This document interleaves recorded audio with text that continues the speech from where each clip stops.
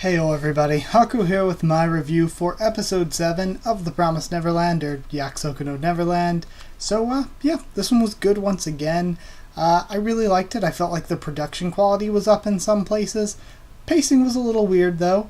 Not bad, just a little bit odd I guess at some places. I liked it though, it was fast paced, we got a lot of content. I even had to take a lot of bullet point notes, there was so much. But either way, let's talk about it from beginning to end. It's just easiest that way, so I don't miss anything. So starting off, we have continuing on where Krone just offered the kids a deal to work together. She says that she wants to take Isabella's place, and she shows them the number that's on her neck, as well as a scar, and tells them about how girls have a choice. If their scores are high enough to make it to age 12 or whatever, they can either continue on and die, or they can undergo training or testing or whatever to become a mom. But once they do that, and then this is where the scar comes into play that she shows them, their body can never leave the farm. They have a chip implanted in their heart, basically, that will deliver an electric shock, killing them if they ever leave the farm grounds. In addition to that, if they're killed, then it'll send a message that their heart is stopped. So if they die or anything, that actually makes a whole lot of sense why they would do that. So basically they can't be killed. That's the importance here. They can't just kill Isabella. That's not going to be a way that their escape can work. But Krone says that she wants to survive, even if it's a fake life. And I don't know, I really like a lot about this, a lot about Krone's character. This is kind of getting more into the stuff why she's one of my favorite characters in the entire series. Emma, though, does not look completely convinced. She wants a guarantee that they're not gonna be betrayed, really. But Krone brings up that it's Ray. Ray can prevent either side from betraying the other, because if she betrays them, all Ray has to do is tell Isabella about what she's doing, and if they betray her, she can just say what Ray and the others are doing. So basically, Ray is the prevention measure from either of them betraying the other. But basically, Norman works out that she's already betraying them just by telling them all of that.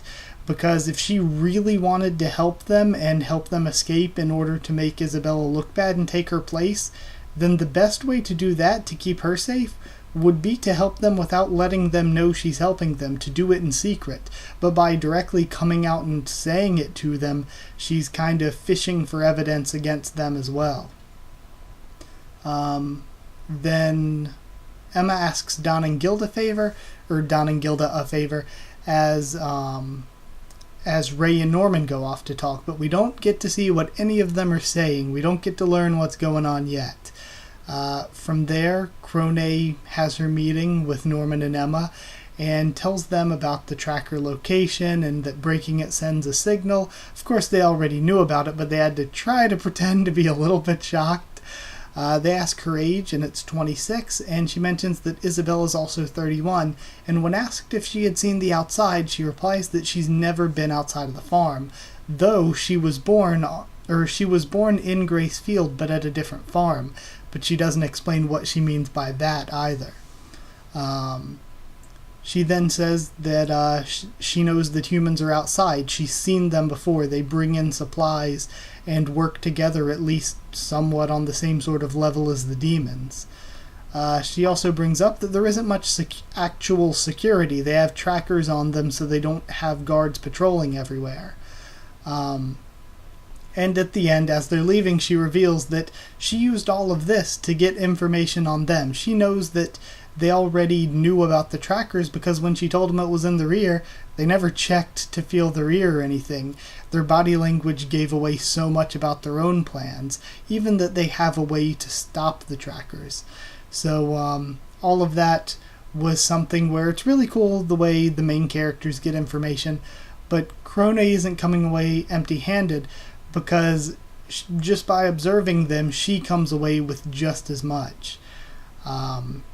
She then says that she'll tell them about him next time, not explaining who him is. Maybe it's Ray, maybe it's William Minerva, but she says she'll tell them about him next time, and those are just guesses from me. Ray gets a camera as his last gift, so he takes a picture of Isabella, starts taking other pictures of the kids and everything. And Isabella mentions that it's about time, so I wonder what that's all about. Ray's out taking pictures. He says he's going to distract Isabella while Norman and Emma go and investigate the wall and the outside, what's on the other side of it. And Don and Gilda are to stand guard while all that goes on. So Ray reveals that the camera has the last parts of what he needs to make what he needs to break the tracking devices, and Krone slips deeper and deeper into her desperate ambitions, which again, such a cool and nuanced and creative character. I feel like one thing I don't like about the character that I feel like maybe misportrays her a little bit, the anime adds in the doll stuff. I don't remember that doll or anything surrounding that doll at all in the manga. Maybe it was there and I'm just remembering incorrectly, but I don't remember it whatsoever. And to me it makes it feel like she's a bit more crazy and a little less just... It makes it seem like she's a little more just generically crazy and broken by the system, which she kind of is, but more than that, I feel like her character is a character driven by just insane ambition. She has this goal that she's working to of survival and becoming a mama, and she's willing to do crazy things to achieve that goal. And I think there's a difference between being able to do crazy things to achieve a goal because you're so insanely focused on that goal. There's a difference from that and just being general talks to this weird creepy doll kind of crazy. So I feel like the doll stuff is added in maybe to make things seem more creepy, but at the same time I feel like it might mischaracterize Krone a little.